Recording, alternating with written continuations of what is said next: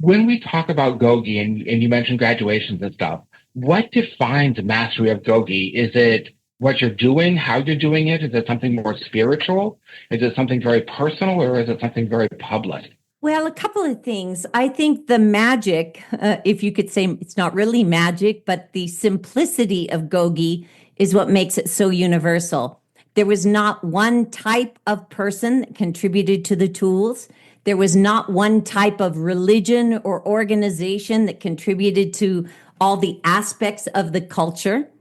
Gogi is universal. We have a calendar. We all study on a calendar, but we do things very differently. Like how the state of Oregon runs their Gogi is very different than California. And in Missouri, they run it differently there.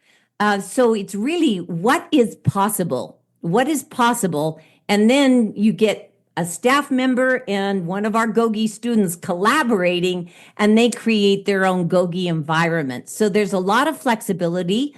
The only thing that we want is to share these simple tools for positive decision making. And if you choose to study in a meeting format, we've got that. If you choose to study in a recovery format, we've got that. If you choose to study any one of our courses, we have those. But it's really about making these simple tools available to anybody. And people use them anyway. There's probably hundreds of thousands of people studying Gogi that I don't even know about. They're just doing their own thing. They got the book somewhere. They have a little circle group. They're doing their Gogi. I hear that all the time. I love that. That's great. You mentioned you received over 100,000 letters from people who have participated in Gogi over the years. First, that's overwhelming to me. I can't imagine 100,000 letters from any group of people, honestly. How does the volume of truth that are shared in those letters impact you as a person? Knowing what you're doing and seeing that I'm assuming on a daily basis, you're getting mail if you have that many over the years. So we get our first letter that says, I want Gogi. I saw it on my tablet. My family saw it on YouTube. My family saw it on Facebook. I want Gogi. We send them back an assignment called the My Life Story assignment. They have to write 15 pages about their life reflecting. That is what I've received over 100,000 of, is 100,000 My Life Stories where individuals who are incarcerated or detained have written about their life journey. And I've saved every single one of them. I have a big container and it's filled with archive boxes of the stories of my students. And I feel like in a way I'm like a Gogi mother and all of their homework is on the refrigerator. Many of them, many of them didn't have mothers that had magnets for the refrigerator. Some of them Right. didn't have refrigerators, but I've kept every single My Life story. So I have the story of over 100,000 prisoners as they go through the journey of understanding themselves and how can they contribute positively and how can they make the world a better place and who are they? And most of them say that that 15-page assignment, while very daunting, actually illuminated so much in their own lives. Do you remember the first letter you got? Oh, yes, absolutely. Will you share without any breach of confidentiality or Sure, anything? What was in sure. that first letter that motivated you to keep going to accumulate 100,000 of them? Yeah, so the Terminal Island project was growing, but we started with 6 or 8 prisoners Okay. who became students, and then it grew to 16, then 32. Then pretty soon the entire gym was filled and officers lined the walls, and there would be 100 or more prisoners slash students in the room. But prisoners get transferred. I didn't know that, especially at the feds. Prisoners gets transferred. So I'd have people transferring and they'd say, well, I can't lose my Gogi. I gotta remain connected. Well, I'm not going to have them write me letters at my house. Fine. So I got a PO box. I got a PO box in 2006. And we still have the same PO box, by the way. And I bought the biggest one available because I knew we were going to get a lot of letters. And I would go every week and look at the box and it was empty, empty. I thought maybe I'm wrong. I don't think I'm wrong, but maybe I'm wrong. I remember the first time I went to the mailbox and I turned the key, opened it, and there was one lone letter in Hey, the bottom of the box. And it was from one of my students named Danny Allen. And Danny Allen wrote me a letter. I remember I lifted the letter and I started to cry.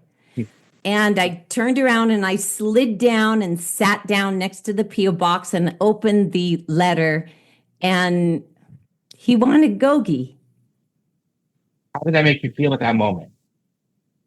Well, how it makes me feel now is beautiful. Good. It's beautiful. Excellent. After reading these hundreds and thousands of letters, some of them have to be really heavy and heartbreaking. Others make you feel wonderful, and make you realize how fortunate some of the people that you work with have been in life, and maybe question how they ended up where they're at in your universe.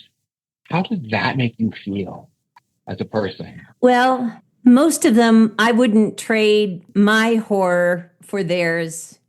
It reduced my perspective from I had a bad childhood and I wasn't heard or listened to. It reduced it down to nothing. The horror that a lot of people experience in their life, physical horrors, sexual horrors, drug horror, abandonment horror, it's incredible any of us lived to 13. Right. True story. It's truly amazing. Any of us live.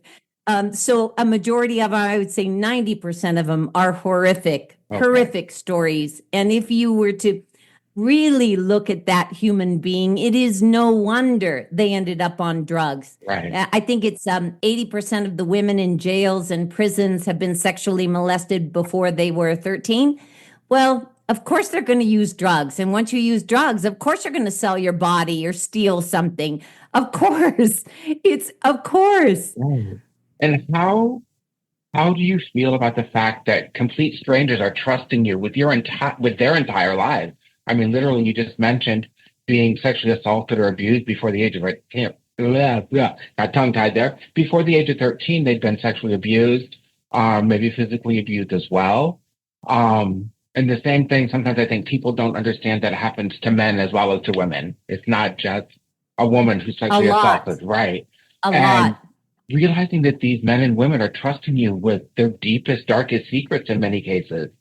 How does it make you feel that you're that trusted? I'm trustworthy. Right. I'm trustworthy. Okay. They can trust me.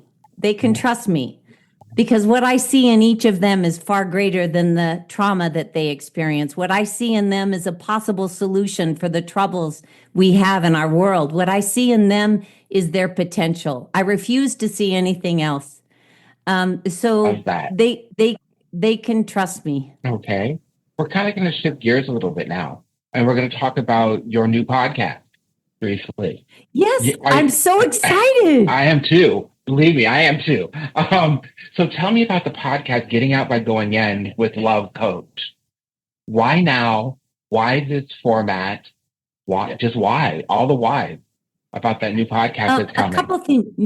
Maybe I feel safe now. Okay. I felt really safe in the prisons because the prisoners, there's a different code in a prison. You look somebody in the eye and your word is your bond, and there's a different code in prisons. And my students, the prisoners, could trust me. They knew they could trust me and I could trust them. But out here, it's a different game. I would say not so much. Right. People lie, they cheat, they steal, they're too busy. Oh yes, I said I would do that. I can't. People are not people of their word. At least that's what I'm experiencing. Why now? Because enough of my students have gotten out that I've got a good group of warriors. Yeah. Let's see. What is the experience of speaking the words from the letters out loud and sharing those with other individuals? Yeah, part of the podcast is going to be reading the letters from students. You know, I get a lot of letters, Dear Coach Taylor. Some of them say, Dear GOGI, I want to do the free courses, but some are, Dear Coach Taylor, let me share the story of how GOGI has changed my life. those are the letters that I'll be reading on the podcast and commenting on how I responded to this individual or how I would want to respond. Because if we can share this podcast, maybe a mother will understand her son a little better, or a father will understand his daughter a little better. If you have a loved one who's incarcerated or has an addiction, maybe just reading these letters of these amazing human beings who have caused so much harm, but who have had harm caused to them, if they are putting the pieces together, I believe that their words can help us put the pieces together in our own life. I think we have a lot to learn from the journey of getting out of prison by going in. That I think you're dead on with that, actually, thinking about reflecting on my own experiences in life. You're right. I think that's true, and I think we overlook that. The sign off with love, coach. You send all this love out into the world. What impact do you think that has when somebody sees, like I have a proof copy of a book from you from long ago. This book there's stuff in here I'll show you. I have stuff underlined in it and things. It's like I've actually read the books and stuff. When you sign off with love, coach, that sends all of this out into the world to people who may never have experienced that kind of love and respect. How does that make you feel when you reflect on it, that you're putting all of you out into the world with all of us? I really think that it was more selfish than that. I never felt loved. I don't know. I never felt loved. So by giving it away, I'm getting it. The love that I give to all my students or anybody is really, it comes back to me. I feel so loved. Why? Because everything I give is with love, coach, with love. Give it away, give it away, give it away, give it away. Feel it, feel it, feel it. I just experienced that the more I'm able to gift the feeling seen and heard to other people, the more I feel seen and heard, the more love I feel. Okay. Reflecting on the podcast again, it's brand new, just getting up and going. Who do you most have hope will be listening to it? My students, of course. You know that there's tablets in a lot of prisons now, not all of them, but on the tablets. And we have partnered with an organization called Edovo, and they put materials on tablets in more than 400 prisons and jails. So the motivation of the podcast is I can reach these students without having to drive for hundreds of miles and stay in little tiny towns with terrible hotels and no restaurants. And I got to tell you, it's been a journey. It's been pretty horrific. But if I can reach them on their tablets, then I'll be more than happy to share everything that I've experienced in 25 years. Okay. Do you consider your podcast a message to the world or to your former students? And I shouldn't call them former students because GOGI is a lifelong commitment. It's like to your students. Is this for them? Is it for everybody to be introduced to GOGI and hopefully get it into additional prisons to help even more individuals? JT, I'm not sure how ready people are to be still and actually listen. Our world is very divisive. It's very consumer oriented. It's vindictive and mean in many cases. There is an undercurrent of a need for gentleness. So I am certain that if somebody needs something gentle and kind, they will stumble upon the podcast. And I just hope, beyond all hope, that it touches their heart in a way that mine was touched. I hope that everybody can feel the level of freedom that I am now feeling, or that my students, the prisoners, feel. I wish that for the world, but to even have the possibility of that, you have to be still enough. You have to learn belly breathing and boss on my brain and 5-second light switch. You have to be able to shift your perception, positive thoughts, positive words, positive actions.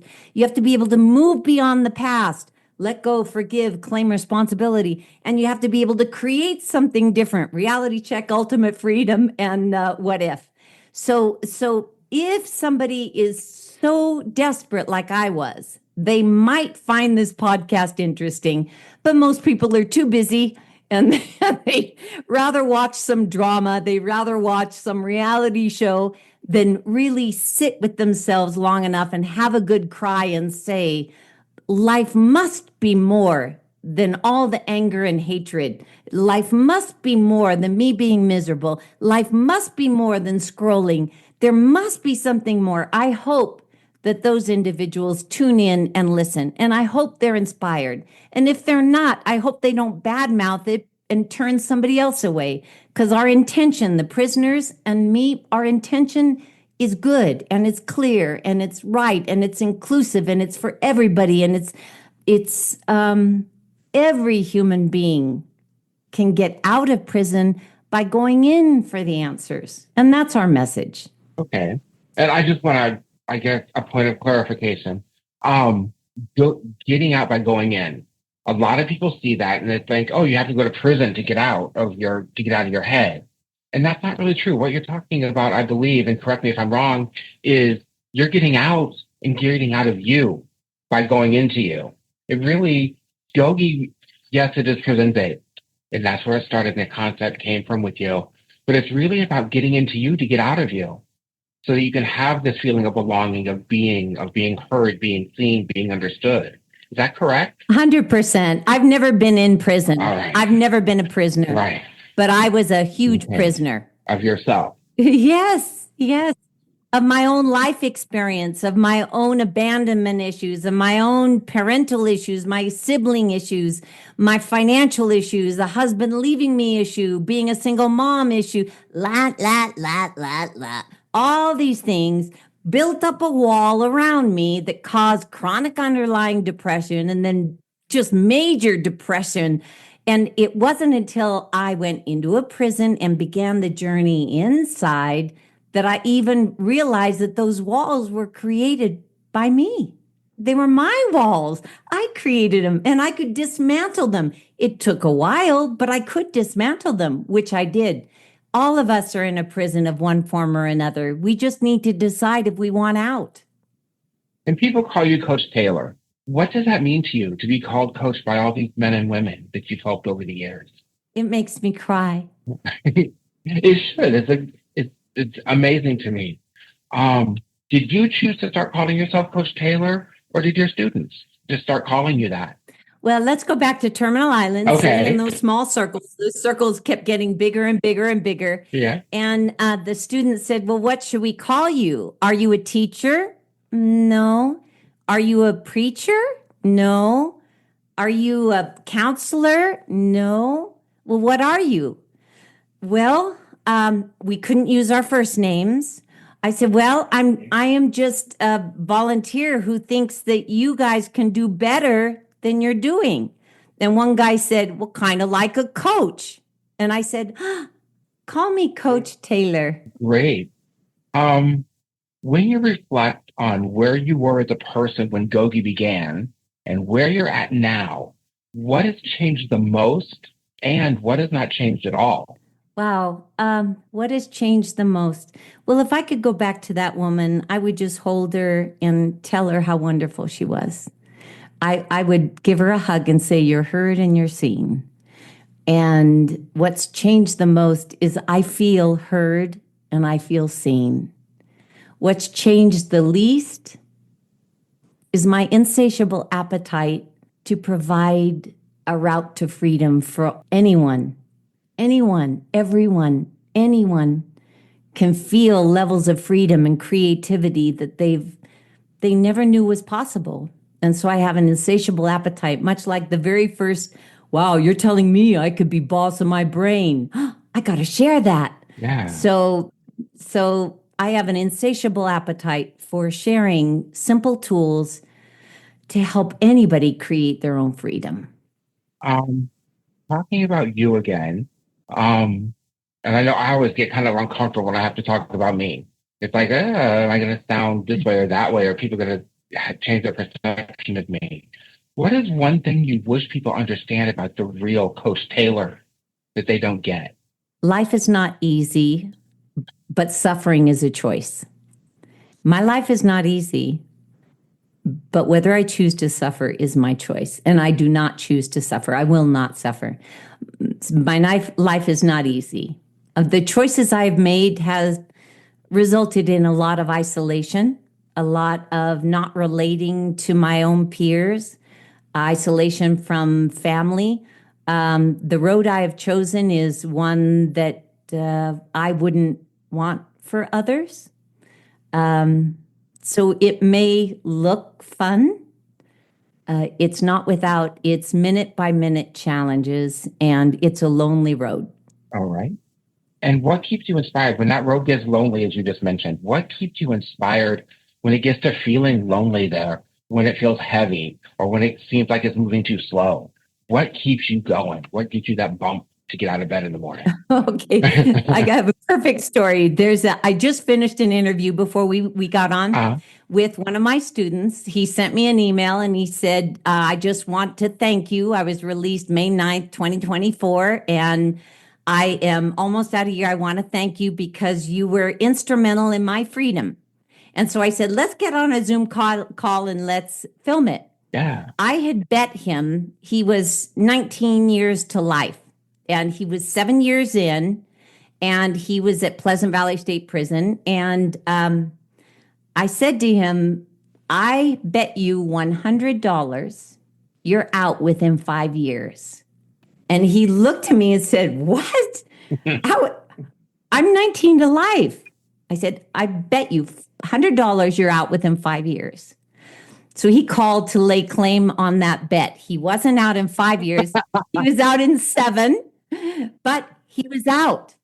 And he was home. He was home, but he said that my challenge to him, my believing in him, was the only reason he began to change his life around. So it's stories like that that just keep my gas tank filled, keeps my engine going, and it keeps the things that I choose not to suffer from, keeps them at bay. You hear a story like that, and of course you're going to get up to have another day of being of service. That's excellent. If somebody reading your story on the website, for example, feels lost, broken, unsure that life is worth living anymore for them, what is something you would say directly to them if they were sitting there in your space with you? What is that one thing you want them to know? I would say within the next 10 minutes, let's find one thing positive you can do for someone else. Because the only reason we feel that we aren't worth things or life isn't worth living is if we are concerned about ourselves. If we immediately focused on, can I pick up that piece of trash? Can I do something? The second we get other focused, most of the momentum starts to fuel itself. It's a matter of building in the habit of other focused, not to deny ourselves our own things that we need. Certainly, I'm the first to get a cup of coffee for me. I make sure that I'm okay before I start giving to others. But even if I don't want to give to others, I focus on giving to others. And the second I get my mindset on who can I help? How can I help? Who can I help? How can I help? Then that moment of desperation is lessened. It doesn't have the power over you that it did. Love that. Love that. I'm going to kind of backtrack here. Claiming responsibility, you said, is of paramount importance to being successful. With GOGI in general, I'm guessing, is where we were headed with that. Why is that such a vital part of it, about claiming responsibility? Well, there's a difference between claiming responsibility and the GOGI Life Tool claim responsibility.